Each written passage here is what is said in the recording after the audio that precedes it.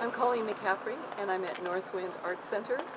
And tell us about QR codes. Okay, QR codes. We decided that it would be beneficial for the gallery to do whatever we can to bring in people from out of town, tourists who come to the area. We're not in the most central location for an art gallery like downtown on Water Street, though we have excellent parking and we're on the way into town. So we thought, since we can't put a sandwich board out on the street, how can we get people in? And QR codes were something that we decided to try. So one of our board members made one of these, or two of them actually, up and put them on the window. We have a Twitter account, a Facebook account, and with all of those combined, we're suddenly now on the GPS for most people coming to town, and they come right here, they scan the QR codes, they find out our website, what show's going on, and phone numbers, whatever other information they want to get. And it's been really beneficial to us because we've been having people drop in from out of town that would have never found us otherwise.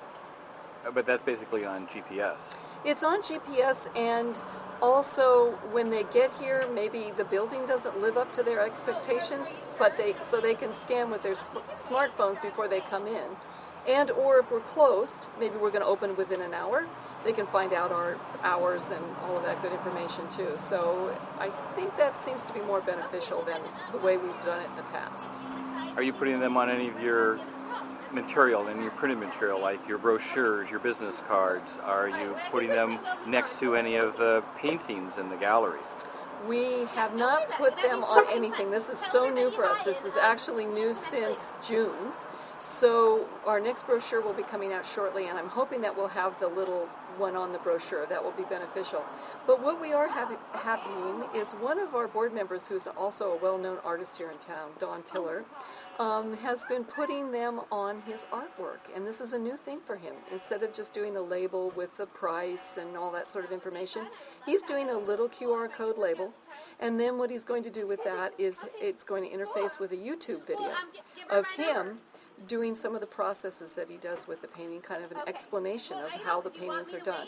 So it's kind of like a museum quality walk through a gallery. Are you using any art galleries as models around the country?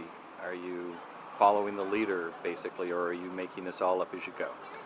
Well, one of our board members went to a wonderful conference in Walla Walla this summer that was museums and not-for-profit art galleries, which we are, a community not-for-profit gallery, which puts us in a little different budgetary place than a profit gallery.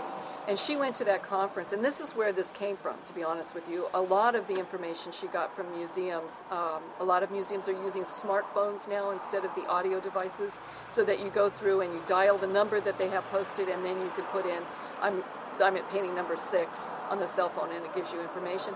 So all of these things she gleaned, and the ones that were, of course, free were more appealing to us because we have a very limited budget. We're all volunteers, it's all donations. So the tiny URL website and some of these other things, that was something we jumped on right away, something we could do today. Future, where would you like to be 2 years from now with QR codes, and what's the vision?